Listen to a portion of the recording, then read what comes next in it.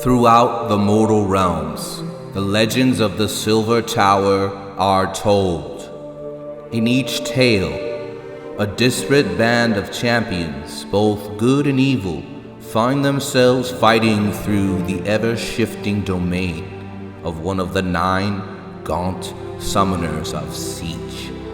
Some of these champions work together, others fight only for themselves. Some seek a boon from the gloating master of the tower, while others wish only to learn his true name, and in so doing, gain the power to strike him down. No matter their agendas, in the legends the champions battle side by side as they navigate the sanity-blasting horrors of the Silver Tower. Foul monsters must be slain, mind-bending riddles must be solved, and puzzles completed, with the threat of death always looming for those who fail. In these stories, the greatest champions grow in strength and renown as they overcome each new challenge, finally bringing the Gaunt Summoner himself to battle and winning riches, power, and freedom. But of course, for every tale with such a stirring conclusion, another ends in madness and despair.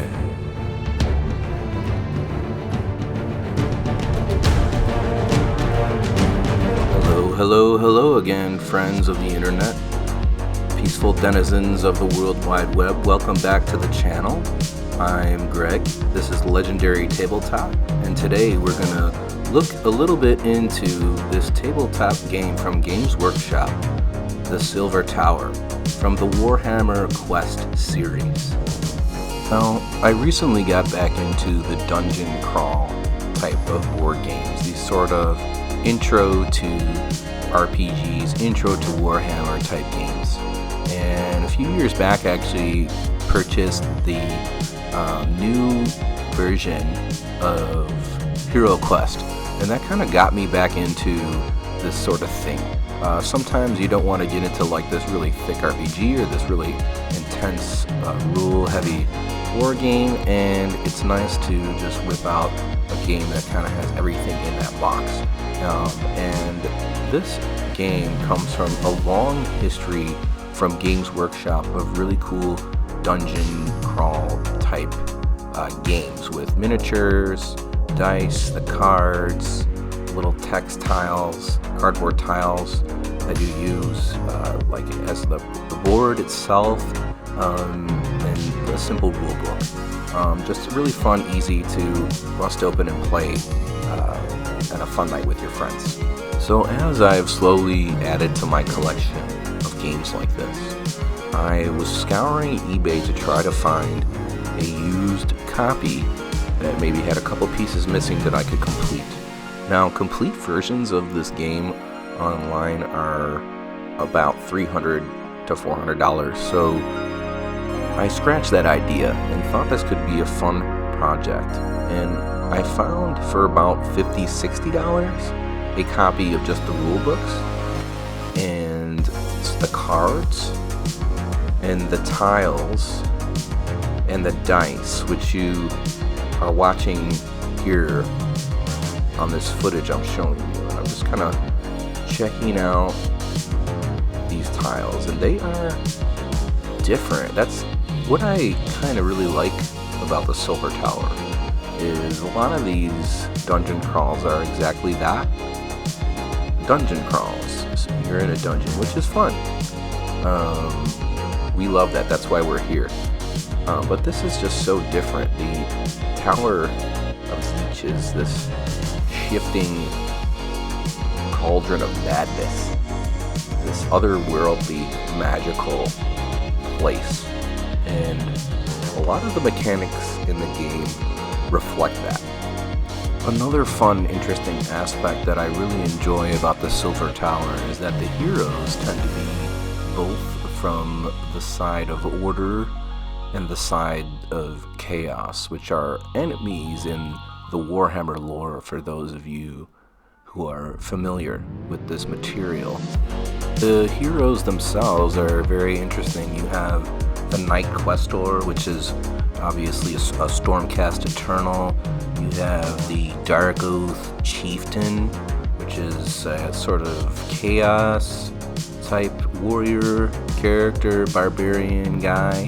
There is this Mistweaver Scythe, as it's probably not pronounced. I love Games Workshop, but some of their stuff is hard to pronounce.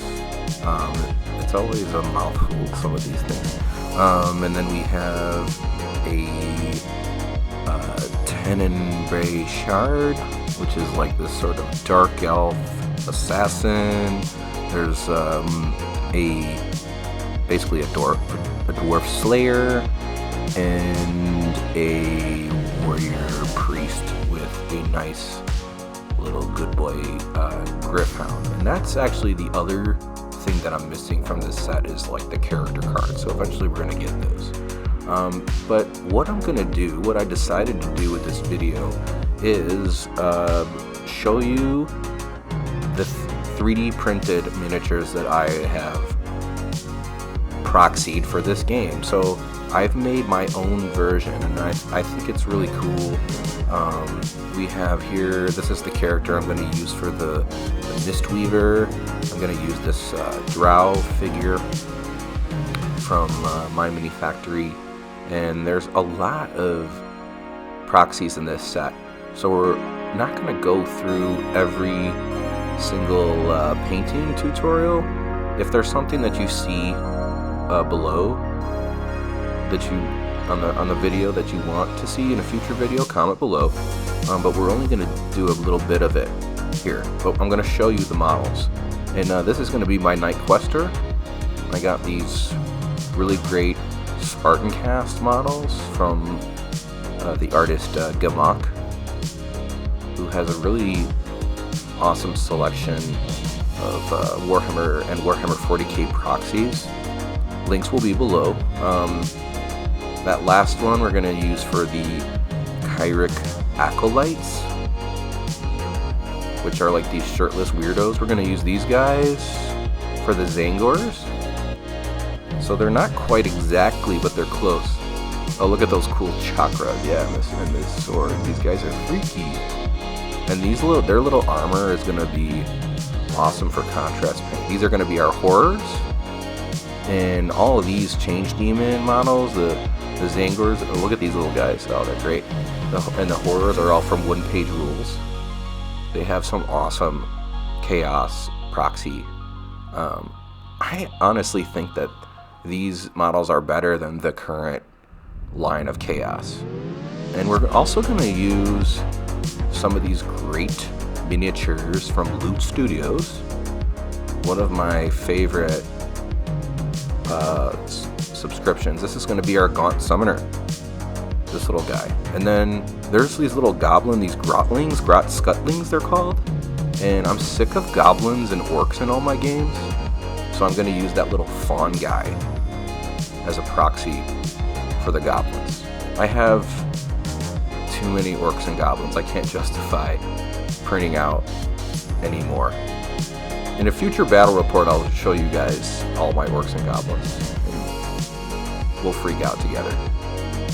And then last but not least, One Page Rules just released these awesome Skaven Death Runners.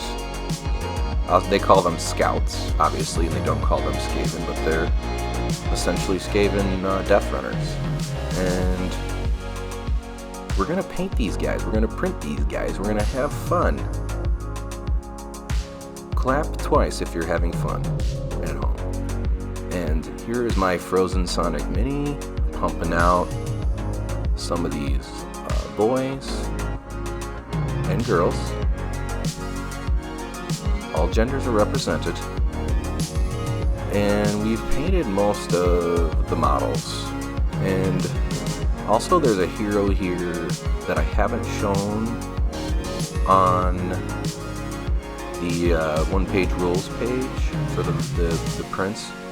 There's a dwarf Slayer, and the Dwarf Slayer is from One Page Rules. And then I used just a little bit of green stuff to create his mohawk, because those models actually are like bald. And I wanted to get that look for my proxy, have it pretty close but not quite. And then this is my Knight Questor, and these guys are just slap chopped and painted with contrast paint. And then I have here, finally, a shield that I have kit bashed from my Games Workshop Dominion set. And I have a little Sigmar shield here that I'm gonna glue to my Knight Questor proxy. So all of these heroes are pretty much painted in the slap chop method. I just prime them in black, Zenithal highlight them, and use some Army Painter speed paint, or as it's known by the public, contrast paint. And I'm not going to show you how to do that for these miniatures. I pretty much do that in all my videos, and there's like a million tutorials on YouTube that you can go check that out. But I am going to show you some of the cool stuff that we've done, and a paint scheme on the Skaven boys that I'm really proud of.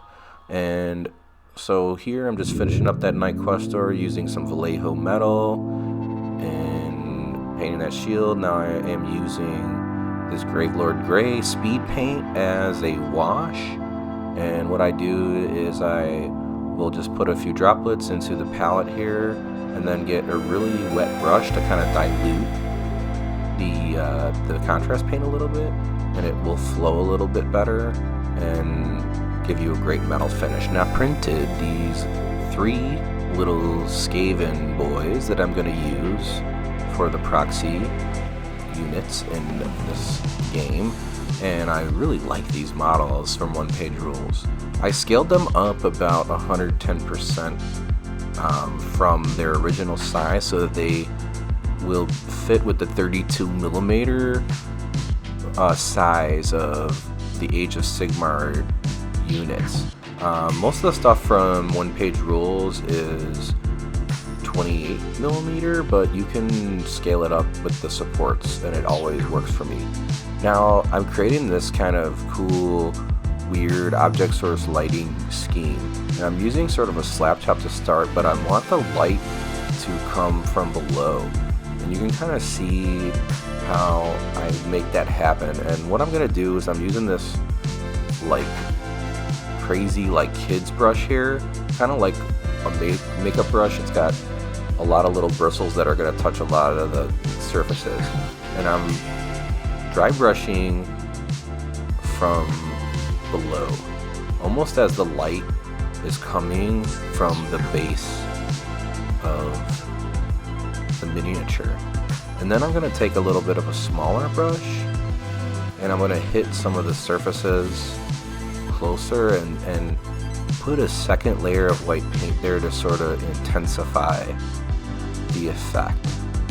And then I'm gonna use some transparent paints and some glazes to make this light pop and make these little rat assassins appear as if they are stepping out from the darkness. And I'm gonna leave the black prime on the back of the model to give that effect. And I'm using here these Green Stuff World contrast paints, and I'm using this like sky blue color, and I'm overlapping that between the edges of the black and the edges of the white, and I'm leaving the white untouched near the base, as if the blue is acting as the first shade of my shadows. And then next, I'm taking this Vallejo fluorescent green, which is sort of a teal turquoise, and I've watered it down and I'm using it as a glaze further onto the black and the blue into the next layer of the shadow. And this is like, think of this as the second shade of the shadow. And the shadow has kind of 4 different areas. And then we're gonna just make the blue a little bit more intense in some of the shadows here. So I'm taking this Vallejo electric blue and I'm putting that, and I'm emphasizing some of the crevices here, but only towards the top, away from that glow on the bottom that I'm trying to create here. Next, I'm gonna be putting a few layers of greens onto the weapons. I'm going to start with a dark green as the base, and then layer up on the top of the edges, and the top and the edges that are actually towards the light are gonna appear a little bit lighter. I'm gonna use maybe 3-4 different greens and just kind of layer those up to create a little dynamics on the weapons, and I think it's a nice effect, and it's lore friendly too, because all of our little Skaven assassin boys have warpstone weapons. Look at his little ninja star, isn't that just, he's ready to get him. Love that guy. It's just, I love that. So cool. And I actually tried, I have to admit that I tried to do this scheme a few times and it just didn't work. I tried a few different things, and finally this one worked, and I'm really proud of it. I hope you guys enjoy it, and I hope that you try it too. And now I'm just taking a little Army Painter red, really nice red color here, and I'm going to do a little glow on the eyes, and after that red dries, I will also hit it with a little white dot with my Vallejo white, which is really nice, strong white that you don't need to layer a bunch. You can just put it over paints, and then I'm just finally going back and just making that light pop just a little bit more, and that pretty much is it for these guys in that short painting tutorial. And then here is the rest of the miniatures. Enjoy.